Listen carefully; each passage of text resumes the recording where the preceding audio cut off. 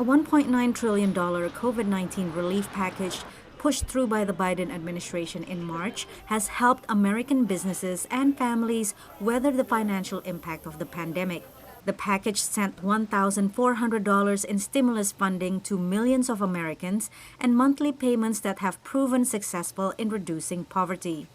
But for many, rising inflation has minimized the impact of that assistance. Due to the COVID, people don't have money. We just starting back to work and stuff like that. This is outrageous with the prices of the gas today.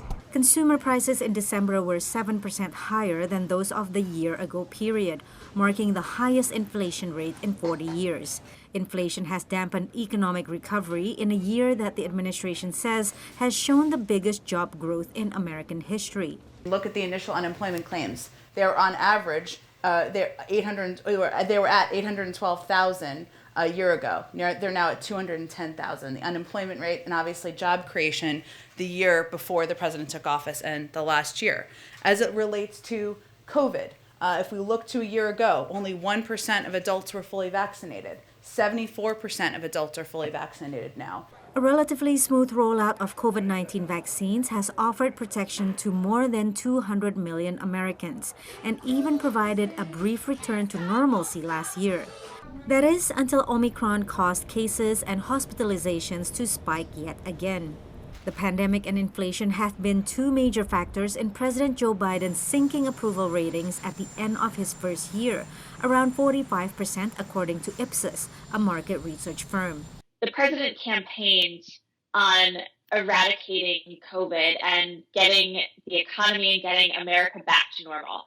And the longer that the pandemic goes on, the more uncertainty Americans have, and frankly, the more frustration they feel about the fact that they're still dealing with the pandemic. Meanwhile, Biden's legislative agenda is also a mixed bag.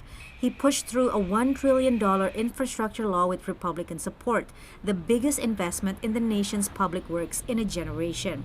But he has yet to pass Build Back Better, his $1.75 trillion social spending and climate change plan, even though it has already been cut in half from its original size. Other legislative agenda items remain stuck. Two voting rights bills that would greatly expand federal control over elections are stalled in the Senate due to Republican opposition. Some analysts say the administration and Democrats need to reset their agenda. They have to ask themselves, realizing that Republicans are going to have very little interest in playing ball on high salience issues.